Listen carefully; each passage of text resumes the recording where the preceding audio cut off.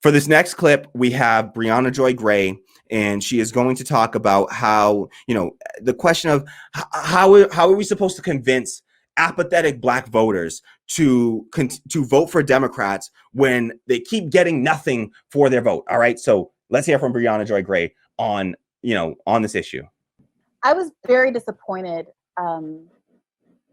when I saw so many progressive pundits that I consider to be friends giving commentary on the Chomsky conversation and being so willing, like frankly Professor Chomsky was, to skip over and dismiss the core of my question, which was Black people have been voting no matter who for all of this time, and it's resulted in our interests being ignored. And moreover, what do you say to the Black voter who suffers equally, whose life experience doesn't materially change from Republican to Democrat? Mm-hmm. What do you say to them about why they should come out and vote this time, and for all of that to be ignored? Me appealing specifically to real people who have been living in multiple generations of poverty, and for him to not even have an emotional response or any kind of acknowledgement just on a human level. But I'm talking about my family. I'm talking about my mother, who was born to a 17-year-old mom, who grew up in the projects in Cleveland in the 1960s. You know what I mean? Like, who was born, I said this to Chomsky, my mom was born without civil rights in this country. Right. She's a young woman, but in 1960, we didn't have civil rights in this country. We didn't have them. My entire community didn't have civil rights. And you want to tell me, we've been voting for Democrats since then, and you want to tell me that I should tell those people, oh, but you should vote for Biden because of the environment. Right. Like, come on, I care about the environment as much as anybody, but you have to be realistic. I'm asking you about voter outreach, not about how in the abstract people should consider and weight the interest here. You got to give people something material, something they can put their hands around and that they can feel. AOC said this in an interview in Vogue today, or Vanity Fair today, that was very good. And she's like, she was, pointing to, I think, people around her, like someone driving by in a cab and like people walking in the street. She said, if his life doesn't feel better, if he doesn't feel different in 4 years, we have a problem. If Joe Biden doesn't make that man's life better in 4 years, we're going to have a problem as a party. And that's the way people should be thinking about politics, and the willingness of so many white progressives, to be honest. And I've spent so much of my career defending white progressives. So I was particularly hurt by this. Their willingness to say, Brianna just doesn't get it. She doesn't understand the court. Some person, I'm sorry, I'm not trying to be a jerk, but I went to law school. I went to a pretty good law school. I practiced as an attorney for 7 years. I did a federal clerkship. I understand the courts. And they're willing to be so dismissive of Black concerns. The second it was Black people deserve more, there was all this. And how can you say that there's all this talk about having to build a coalition, a multiracial coalition, a working class coalition? What color do you think working class people are in this country disproportionately? So that was Brianna Joy Gray going off, if I do say so myself. And just, this is the realest thing I've seen, is just like how, the people that my liberal friends, to be honest, claim they care so much about, they claim they give a damn about Black people and marginalized people. But every time I bring this argument to them, I get really snarky ass responses that I can't goddamn stand. And it's condescending. It's insulting. It pisses me off to hear, these people that claim that they're my allies to talk down to me and act like, as if I'm just sitting around complaining about this stuff and doing nothing about it or something. And that, the work that they do, that's real work. This stuff that we're doing over here, this stuff that we're talking about, apparently that's not real work. That's not the real work or whatever. And it's ignorant, because it's ignorant of the fact that, these people, they don't go into these communities and they don't know these people in these communities clearly, because if you talk to just a few of these apathetic voters, you get a feel for why they've given up on the system. They tried. When you try something, what's that? I don't know. It may be a falsely attributed quote to Einstein, but it's, the definition of insanity is doing something over and over again and expecting a different result. So is it not insane for Black people to continue to do this over and over and over again and expect a different result. We keep getting the same damn result. All right. Look at the Black white wealth gap. All right. Look at Black wealth in this country. It's evaporating. It's disappearing over the last few decades. All right. Wages have stagnated. All right. Since 1968, since they killed Martin Luther King, wages have flatlined for Black people. All right.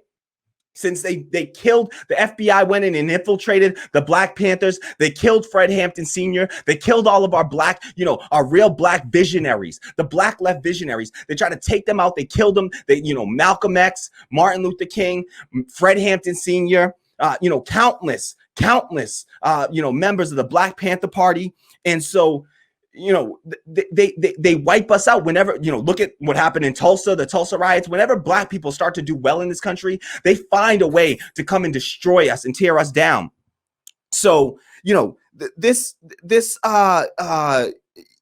idea that Black people should just keep doing this. If we just keep voting Dems in, then something's going to change. You got to do better than that. You got to, if you actually want to win, because I care about winning, right? I care about actually achieving the goals we claim that we care about, right? So if you actually want to achieve the goals that you claim that you care about, then you got to start getting serious about this stuff, all right? And I need more than just, when I ask people, what are you going to do? How are we going to move Biden left? How, they say, just elect Biden, get get him elected, and then we'll start the work on moving him left. What does it look like? And so, let's play a clip actually from Breonna Joy Gray, where she was on an interview of Katie Halper, and she asked this question. She asked this very question. All right. And so I didn't think I was going to play this clip, but I'm going to play this clip. All right. So we're going to play this clip and then we'll come back and we'll talk about it. All right. So let me just pull that up because again, I got it ready here. Just didn't think that I was actually going to play it, but here we go. All right.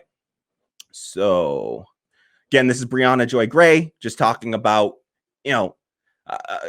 how it's in, who's what the folks that are what the vote blue, no matter who, we're going to elect Biden and then push Biden left. What we need, what we're looking to hear from them. So what we are, the Black left is looking to hear from our white liberal friends on this notion. All right. So let's take a look. Breonna Joy Gray, my hero here. All right. So Breonna Joy Gray, she was on Katie Halper show. Katie Halper's amazing, hilarious, awesome. Love her on her own show and Useful Idiots with Matt Taibbi. Great shows. But so this is her talking. She was interviewed shortly after she did the interview with Noam Chomsky on Breonna Joy Gray does the Bad Faith podcast with Virgil Texas from Chapel Trap House.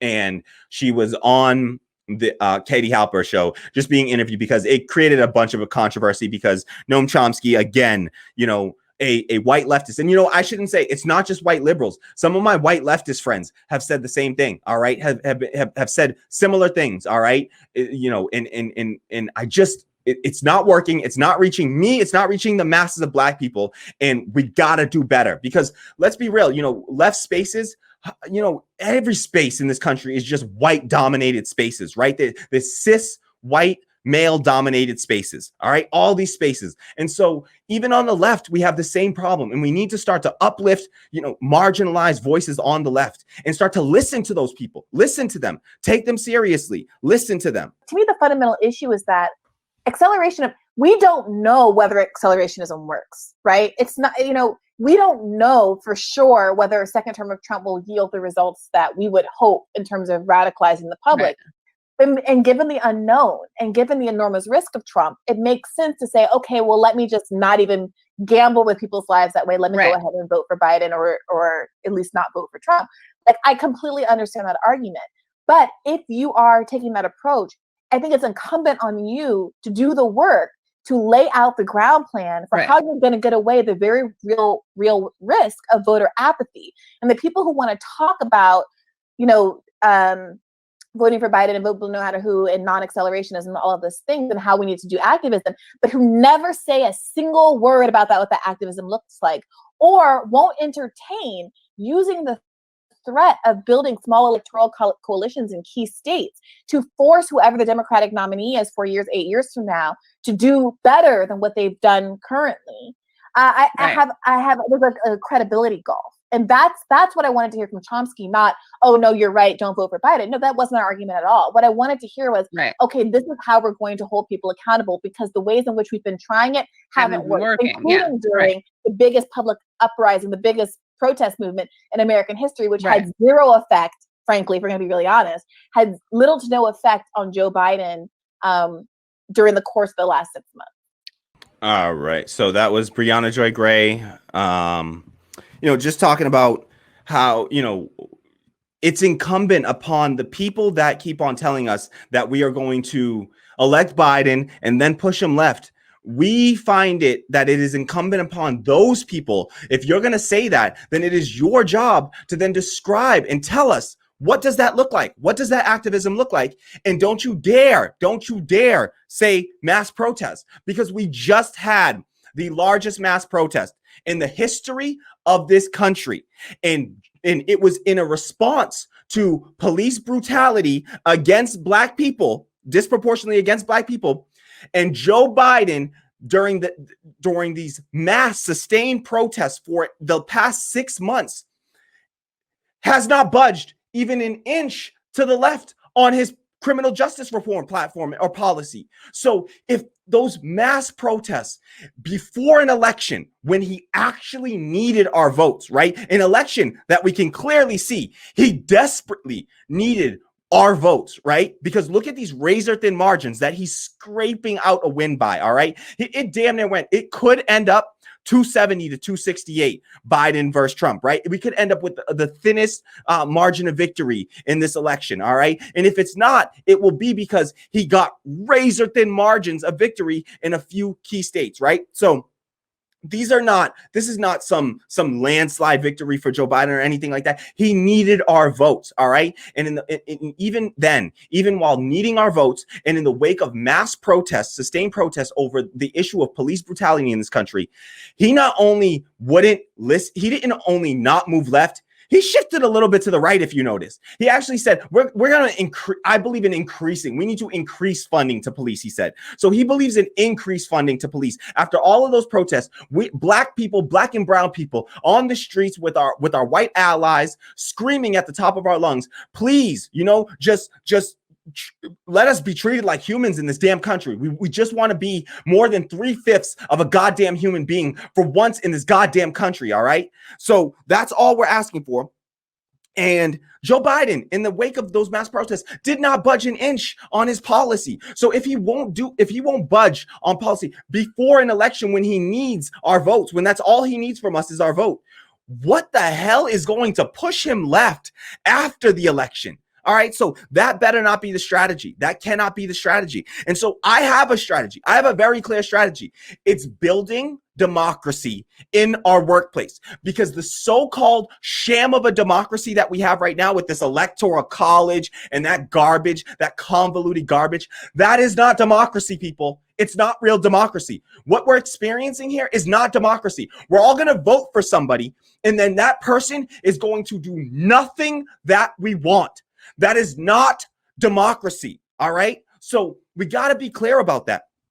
If you want real democracy, you build it yourself. It's not sexy. It's not easy. It's what we are doing here right now, though, all right? It's not the easy solution. It's a long, difficult path. So we're not talking about something where we just want to sit on our ass and complain. We want to get up off our ass and we want to do something about it, but we want to do something real, something meaningful, something substantive that's actually might work, all right? Because doing the same damn thing over and over again, it ain't working for us, and it hasn't helped us, and we need more than what we're getting right now. So you got to do better than just keep doing the same damn thing, Black people. Keep voting for us. 90% of Black people go out there and vote for the Democratic Party, and we get not a goddamn thing in return, and we're sick of it.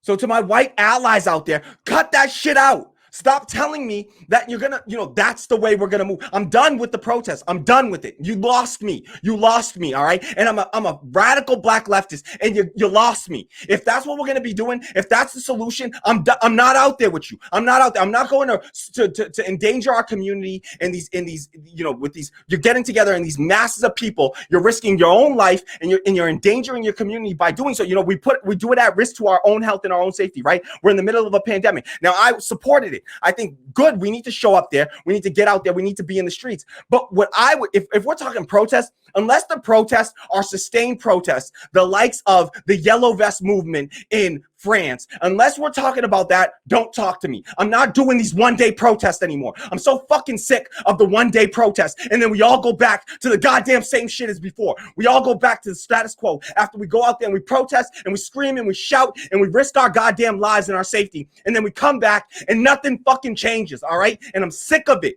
I want something for my goddamn vote, and I'm sick of it. And black people deserve something for their goddamn vote, and we're sick of it, all right? So to my white allies out there, to all my liberal and my left white friends who keep telling me that it's the environment, and we gotta do,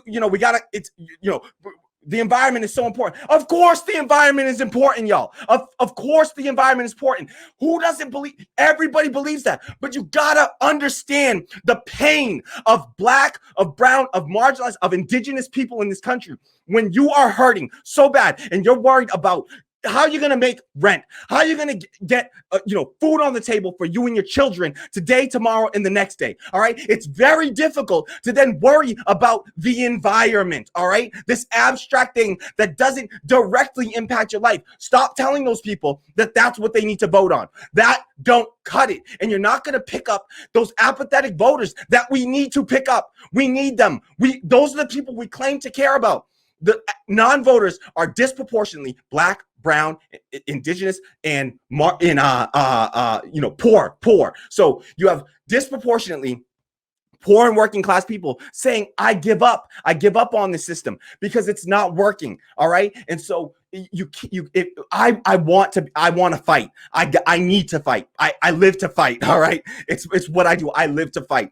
I just want to know that my fight is meaningful, that my fight might actually have a chance of getting something done for my community and other communities. And when I say black people, I mean black people, that's black disabled people, that's black trans people, that's black gay people. All right. That's black immigrants. That's just black people in this country. I want to see their lives bettered. All right. I want to see indigenous lives bettered. I want to see Latino lives bettered. I want to see, again, every group of people. I want to see their lives improve, but I know how it works in this country.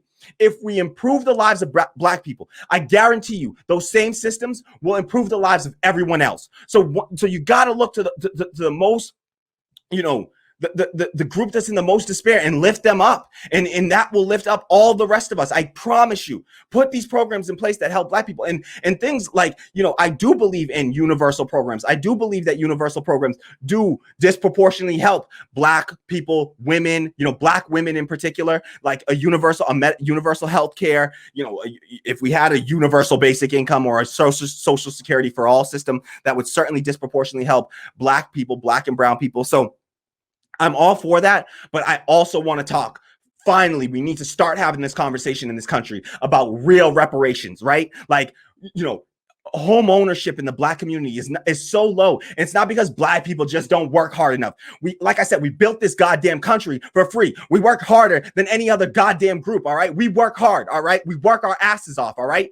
And so we worked, all right? And we want what we're owed for that work. And that's all we're asking for. And I don't think it's too much of an ask. I don't think it's too much of an ask.